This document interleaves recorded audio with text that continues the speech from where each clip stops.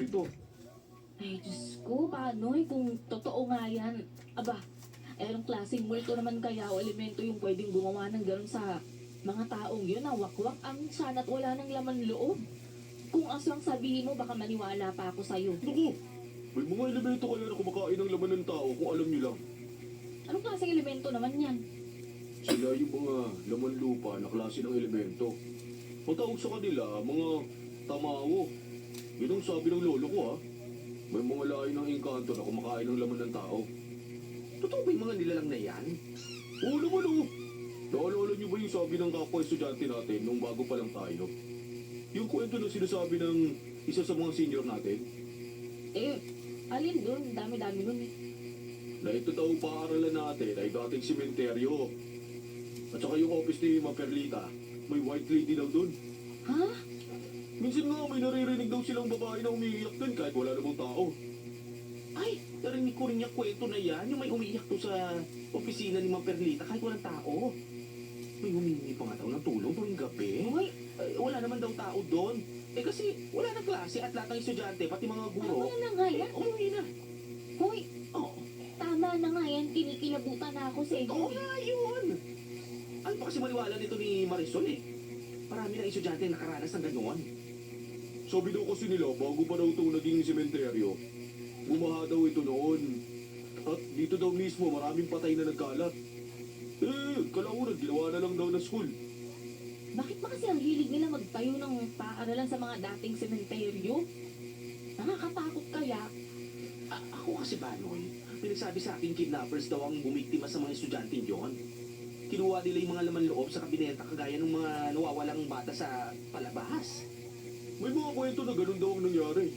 Madami kasing mga balita na lumalabas eh.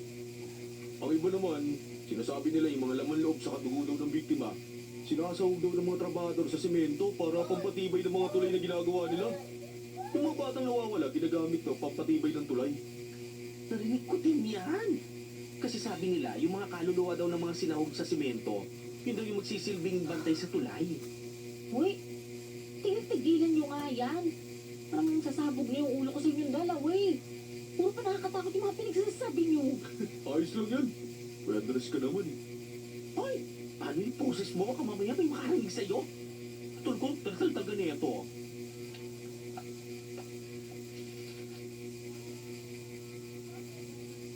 Tanging si Banoy at Luwalhati lang ang nakakaalam ng totoo naming koneksyon ni Sir Andres. Nobyo ko si Sir Andres na isa sa mga guru namin. Gusto ko mang ipagsigawan sa buong mundo noon na nobyo ko si Andres. Hindi ko magawa dahil na rin sa bawal magkaroon ng relasyon ang mga guro sa kanilang estudyante lalo pat nasa iisang paaralan lang kami.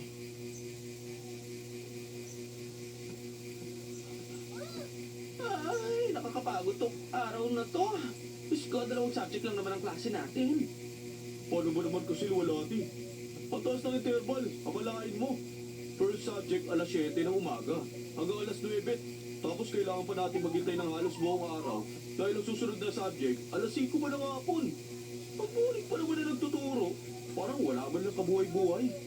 Ay, nako guys, ang importante, tapos na tayo sa araw na to. Ano kaya pwedeng ulamin natin ngayon, no? Ay, ako, gusto ko kumain ng munggo. Tapos daing, saka napakainit na kanin. Ano ba yun? Papuno na tayo ngayon pero yung cravings mo Luwalhati pang almusal eh. Eh, ikaw na ba gusto mo? Gusto ko, sinigang na baboy at saka chocolate pagkatapos. Wow! Hiyang-hiya naman ako ha.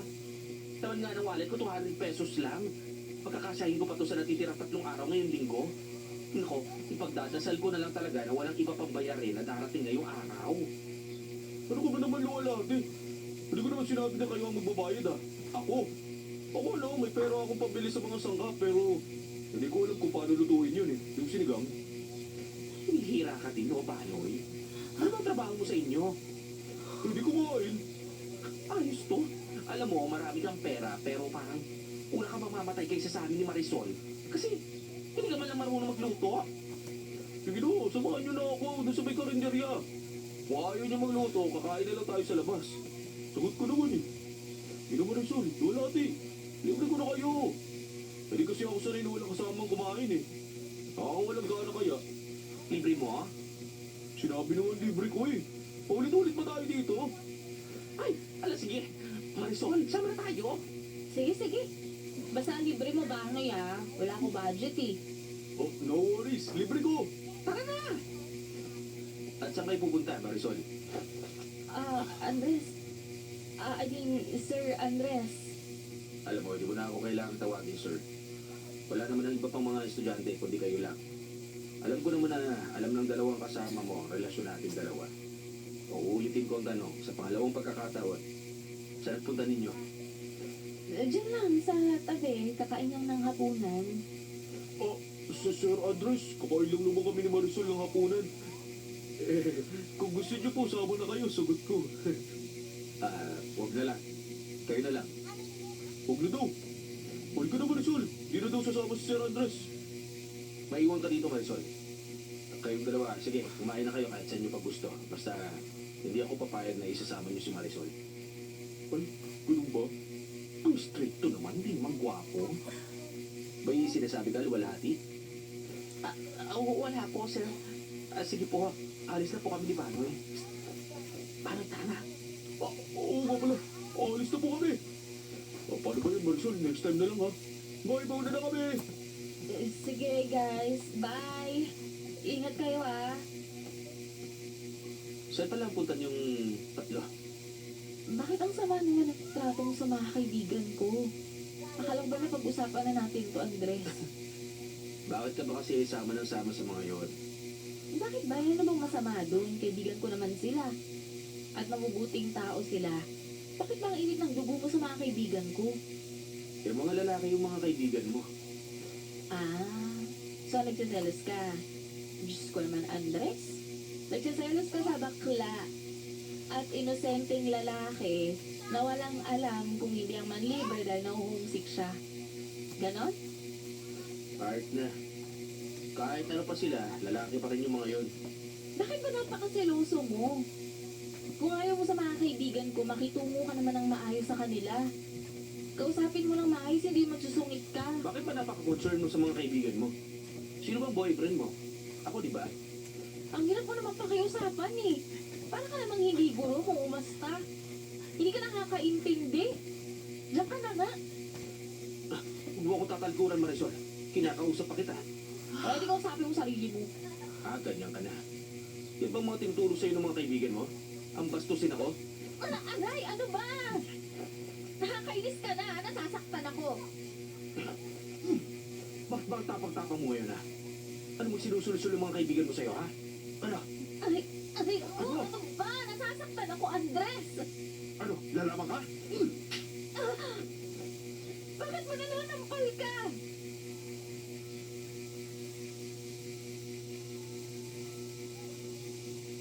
Kahit malapit kami ng kaibigan ko ay hindi nila alam na sinasaktan ako ng nobyo kong si Andres. Ang alam lang ni Naluwalhati at Banoy ay nobyo kong guru namin. Aaminin kong sa mga panahong yon ay naging battered girlfriend ako. Dahil na rin siguro sa pagmamahal ko sa nobyo ko ay kinaya kong tiisin ang pananakit niya, pati na rin ang kanyang pagkaseloso na wala na sa lugar. Andiyan na! Teka lang! Banoy? Luwalhati? Kayo pala? Eto. Mainit pa itong sinigang. Naisipan kasi namin ni Banoy na bilang ka kasi hindi ka namin nakasama kanina. Pinilala din kita ng kanin Marisol. Baka kasi hindi ka pa nakakapagsaing eh. Nako, maraming salamat Nakakaya naman pero tatanggapin ko na to. Hindi pa ako nakakaluto eh. Sige. Parang namamagaling mata mo Marisol. Umiyak ka ba? Ha? Hindi, no. Ano ka ba? Napuwing lang ako kanina. Pwede mo pumasok kami ni Luwalhati? Nandiyo pa ba si Sir Andres? Wala na si Andres. Sige, pasok kayo. Diyan na lang muna kayo mo sa kana ko. Maraming salamat. Marisol? Napapansin ko na nga. Oo. Kanina ko pa tinititigan yung braso mo. Sabihin mo nga. Atin-atin lang ha. Nasaktan ka ba ni Sir Andres? Yung braso mo kasi namamaga at saka may pasa. Ha? Hindi, Huwag no? ka na magsinungaling, bakla. Ako ba naman? Kami na nga lang ang tunay mong kaibigan dito, magsisinungaling ka pa sa amin. Kasi, ano eh, nagkainitan lang kami kanina. May kaunting hindi pagkakaunawaan lang. Maayos din naman namin to. Bakla, ikaw Marisol ah, advice ko lang sa'yo, bilang kaibigan mo na rin, hindi mapanakit ang tunay na pagmamahalan. Hindi naman perpekto ang isang relasyon. Talagang may parating hindi pagkakaunawaan. Pero lagi mong tatandaan na ang tunay na pagmamahal ay takot silang saktan ka dahil nasasaktan din silang nakikita ng durusa. Pero kung ang tao ay sinasaktan ka, aba, hindi na tunay na pagmamahal yun, oh. Nananatili na lang sila sa tabi mo kasi gusto nila yung pakiramdam na binibigyan mo sila ng pagmamahal. Ibang-iba ang mahal ka kaysa sa gusto lang yung presensya mo. Ang lalim naman ng hugot mo, Lolati. Parang galing ka sa isang sirang relasyon, ah. Abay, dapat lang kasi, itong kaibigan natin, parang balak niya magpakasanta sa relasyon nila ni Andres. Dati-dati talaga. Nararamdaman ko na hindi maganda ang lalaking yan para sa'yo. Tingnan mo, oh. Lumalabas na yung sungay niya. Uy, tumahimik ka. Tingnan mo si Marisol, oh, parang iyak na. Kahit ka na dyan, Marisol. Huwag mong pansinin to si Lolati.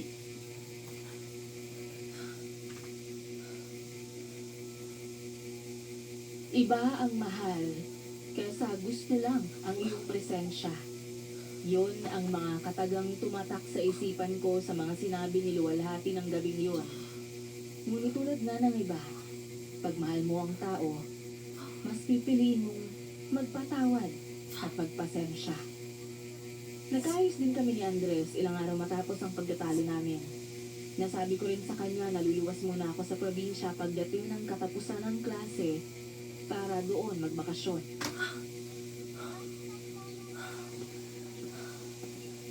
Alis ka na talaga? Andres, nag-usap na tayo, di ba? Pagbalik ng klase, babalik naman ako eh. Susulatan na lang kita. Sige. Susulatan kita pero sa ngayon, hayaan mo akong ihatid kita sa pier. Sige, kung yan ang gusto mo, ayos lang. Kailangan ko rin kasi ng tulong para sa pagbubuhat ng bagahe ko eh. Sige, akin na yan. Tara, umalis na tayo. Teka, hindi pwede. Hintayin ko pa si Banoy at Luwalhati eh. Magkakasama kaming paluwas ng probinsya. Iisa lang kasi ng ruta ng uuwian namin eh. Na naman? Andres, kahit ngayon lang, ipagpaliban mo yung sungit at selos mo. Napag-usapan na natin to, di ba? Oo na, ito na nga. Kinuha ko na nga, naghihintay na nga eh. Andres, alam mo, hindi ko nagugustuhan yung tono ng pananalita Ano mo. naman? Wala naman akong ginagawa ah. Pag dumating yung mga kaibigan ko, gusto ko magpakabait ka. Kahit ngayon lang, respeto mo Oo na nga. Kulit mo naman, ayaw mo makinig. Oo, sila na yung naglalakad palapit dito sa atin. Luwalhati! Banoy! Dito, dito! Ay, bakla! Ay, Oh. hello. Naku, pasensya ka na Marisol, natagalan. Ito kasi si Bano, yung bagal-bagal maging pake. Sir Andres, ikaw pala, magandang umaga po. Magandang umaga din sa inyo, Luwalhati. Pati na rin sa'yo, Banoy. Oo, kayo din po, sir. Magandang umaga po. So, alis na tayo? Oo ba? Ano bang hinihintay natin? O, teka lang. Tatawag na ako ng masasakyan, ha? Manang! Manang! Psst! Dito, sasakay kami!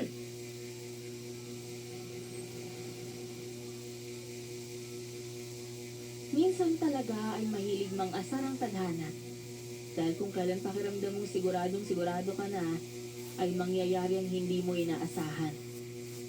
Sa aming paghihintay sa barko ay inabutan kami ng napakalakas na ulan, dahilan para maudlot ang pag-uwi namin sa probinsya. Wala kaming nagawa kundi ang bumalik sa aming dormitoryo at hintay na lumipas ang sama ng panahon.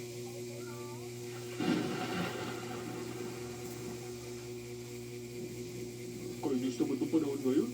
Ayaw na lang makisama. Buti na lang talaga at may nahanap pa tayo masasakyan pabalik dito sa dormitoryo natin.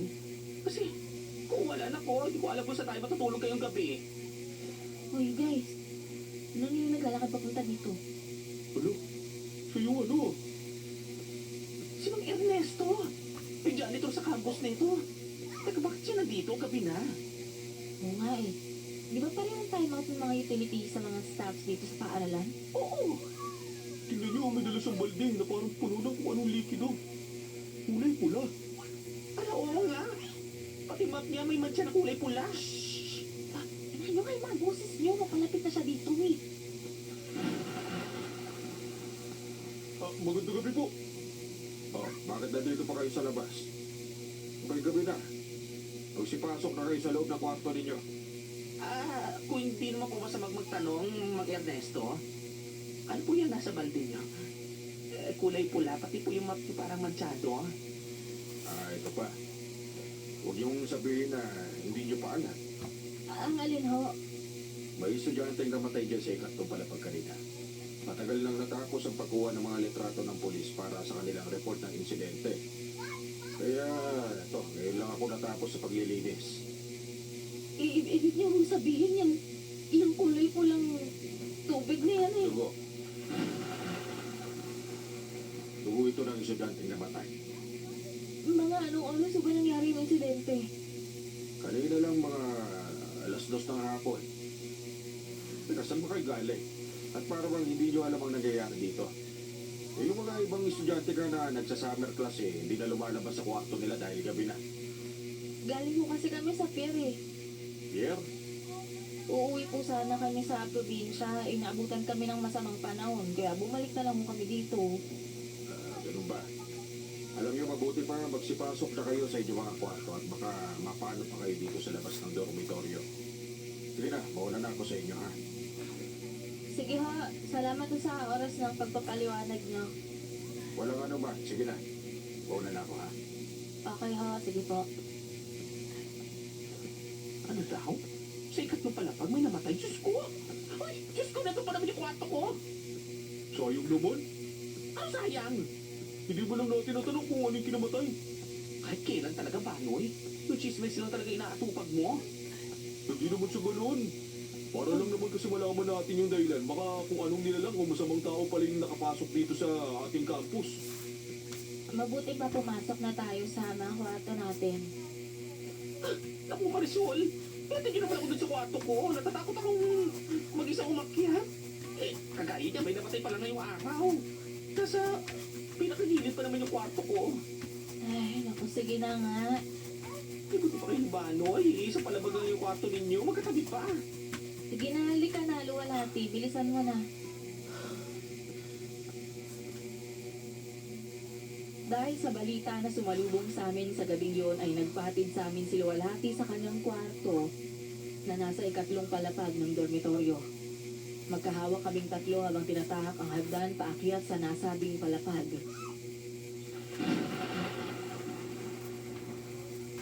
Diyos ko, katakot. Pagila pa naman sa mga ilaw dito sa palapag namin. Patay sildi kasi hindi pa naayos ng elektrisyan. Huwag kang magsalita ng ganyan, Luwalhati. Pati ako natatakot na eh. Parang may hihina ako dito, guys. Guys, shh! Dapat mas matakot kayo sa tao, hindi sa multo ng patay, okay? Hindi na nila tayo mahawakan at manalig tayo sa Diyos, ha?